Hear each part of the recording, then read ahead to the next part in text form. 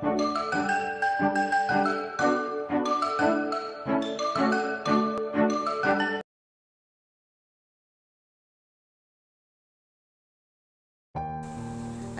আলাইকুম, মা রান্নাঘরের চ্যানেল থেকে আপনাদের জানাই স্বাগত। আজ আমি রান্না করছি রুই মাছের মাথা দিয়ে আমাদের উত্তরবঙ্গের ঐতিহ্যবাহী খাবার আলু ঘাটি। দেখুন, এই রেসিপিটা যদি আপনাদের ভালো লাগে অবশ্যই বাসাতে ট্রাই করবেন।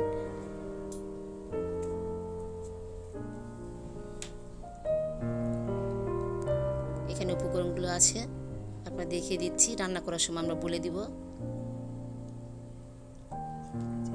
চলুন এবার আমরা রান্নার কাজে ফিরে যাই। এখানে আমরা আলু সিদ্ধ করে ছিলে নিচ্ছি।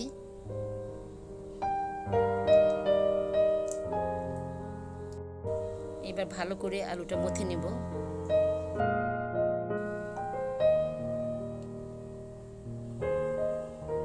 আলুটা ভালো করে মথতে হবে, কারণ গুটি গুটি থাকলে আলুটা বেশি ভালো লাগে না।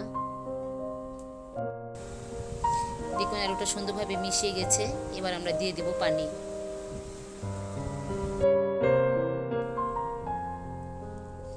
আলুটা ভালো করে গুলিয়ে নিতে হবে, ভালোভাবে মিশিয়ে নিতে হবে। দেখুন কি সুন্দর মিশ্রণ করে নিয়েছি আমরা। সুন্দরভাবে আলু ঘাটিটা আমরা তৈরি করব। এখন আমরা পাত্রে এখন তেল দিয়ে দিচ্ছি।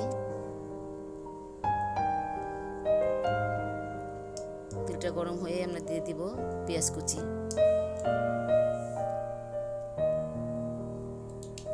তারপরে দিয়ে দিলাম শুকনো মরিচ 4-5টা, কাঁচা মরিচ।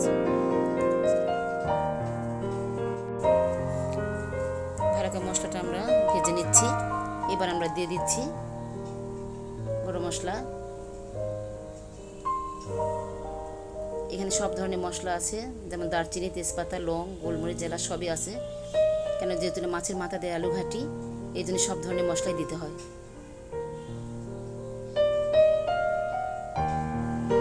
এবার আমরা দিয়ে দিব আদা রসুন বাটা 1 টেবিল চামচ। মশলাটা ভালো করে ভেজে নিচ্ছি। এবার আমরা দিয়ে দিব মরিচ গুঁড়া 1 টেবিল চামচ, হলুদ গুঁড়ো 1 টেবিল চামচ, আর স্বাদ মতো লবণ।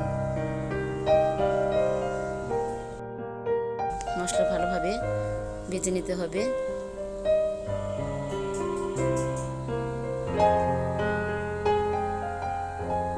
এবার আমরা দিয়ে দিব সামান্য পরিমাণ পানি।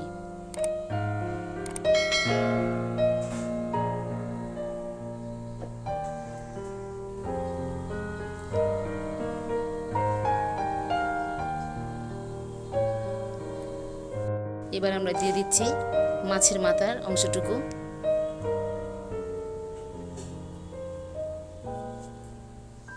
মাছটা ভালো করে কষিয়ে নিতে হবে।